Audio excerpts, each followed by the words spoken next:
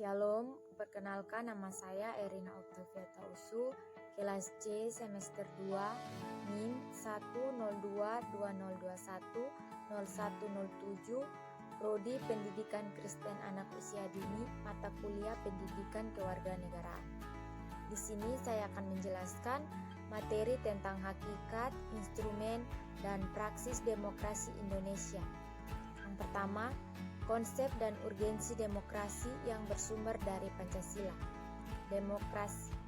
Secara etimologis, demokrasi berasal dari bahasa Yunani kuno, yakni demos dan kratein. Melalui pengetahuan awal di sekolah, tentu sudah mengenal kata demokrasi ini. Kata demokrasi merujuk kepada konsep kehidupan negara atau masyarakat di mana warga negara dewasa turut berpartisipasi dalam pemerintahan melalui wakilnya yang dipilih pemerintahannya mendorong dan menjamin kemerdekaan berbicara, beragama, berpendapat, berserikat, menegakkan rule of law. Adanya pemerintah mayoritas yang menghormati hak-hak kelompok minoritas dan masyarakat yang warga negaranya saling memberi perlakuan yang sama.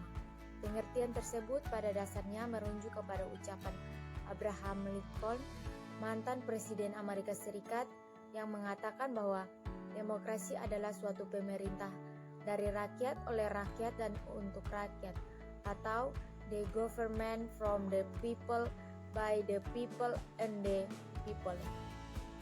Karena people yang menjadi pusatnya termasuk oleh Pabotin tahun 2002 disikapi sebagai pemerintahan yang memiliki paradigma atau autodexity atau autosentrisitas, yakni rakyatlah atau people, yang harus menjadi kriteria dalam demokrasi.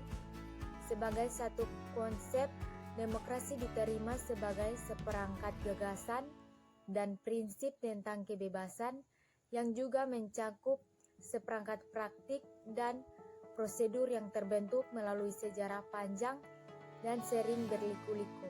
Pendeknya, demokrasi adalah pelembagaan dari kebebasan atau USIS 1995.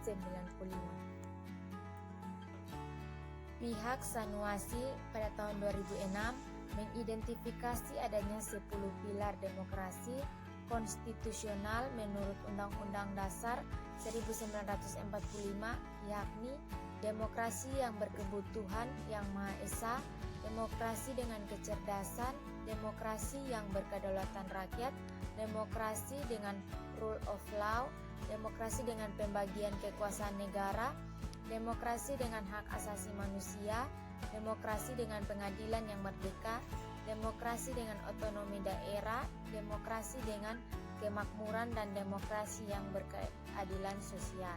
8. Mengatakan bahwa dari sudut perkembangan sejarah demokrasi Indonesia sampai masa Orde Baru dapat dibagi dalam 4 masa, yaitu A. Masa Republik Indonesia 1. Pada tahun 1945 sampai 1959 yang dinamakan masa demokrasi konstitusional yang menonjolkan peranan parlemen dan partai-partai, karena itu dinamakan demokrasi parlementer. B. Masa Republik Indonesia 2. Pada tahun 1959 sampai 1965 yaitu masa demokrasi terpimpin yang banyak penyimpangan dari demokrasi konstitusional yang secara formal merupakan landasan dan penunjukan beberapa aspek demokrasi rakyat. C. Masa Republik Indonesia 3. Pada tahun 1965 sampai 1998 yaitu masa demokrasi Pancasila. Demokrasi ini merupakan demokrasi konstitusional yang menonjolkan sistem presidensial. D. Masa Republik Indonesia 4. Pada tahun 1998 sampai sekarang yaitu masa reformasi yang menginginkan tegaknya demokrasi di Indonesia sebagai koreksi terhadap praktik-praktik politik yang terjadi pada masa Republik Indonesia 3. Yang berikut, C. Yang berikut membangun argumen tentang dinamika dan tantangan demokrasi yang bersumber dari Pancasila. Sepanjang sejarah Indonesia pernah mengalami dinamika ketatanegaraan seiring dengan berubahnya konstitusi yang dimulai sejak berlakunya Undang-Undang Dasar 1945 yang ke-1, Konstitusi RIS 1949, UUD 1950, kembali ke Undang-Undang Dasar 1945 yang kedua, dan akhirnya kita telah berhasil mengamandemen Undang-Undang Dasar 1945 sebanyak 4 kali. Ihwal postur demokrasi kita dewasa ini dapat kita amati dari fungsi dan peran lembaga permusyawaratan dan perwakilan rakyat menurut Undang-Undang Dasar Negara Republik Indonesia tahun 1945, yakni Majelis Permusyawaratan Rakyat atau MPR, Dewan Perwakilan Rakyat atau DPR, dan Dewan Perwakilan Daerah atau DPD. Untuk memahami dinamika dan tantangan demokrasi kita itu, Anda diminta untuk membandingkan aturan dasar dalam naskah asli Undang-Undang Dasar 1945 dan bagaimana perubahannya berkaitan dengan MPR, DPR, dan DPD. 1. Majelis Permusyawaratan Rakyat. Amandemen Undang-Undang Dasar 1945 dilakukan pula terhadap ketentuan tentang lembaga permusyawaratan rakyat, yakni MPR. 2.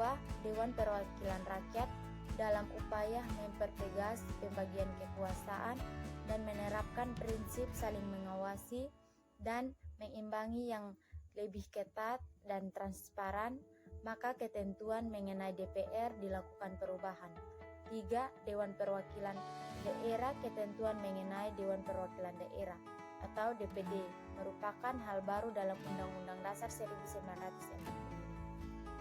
Sekian dan terima kasih. Tuhan Yesus memberkati. Shalom.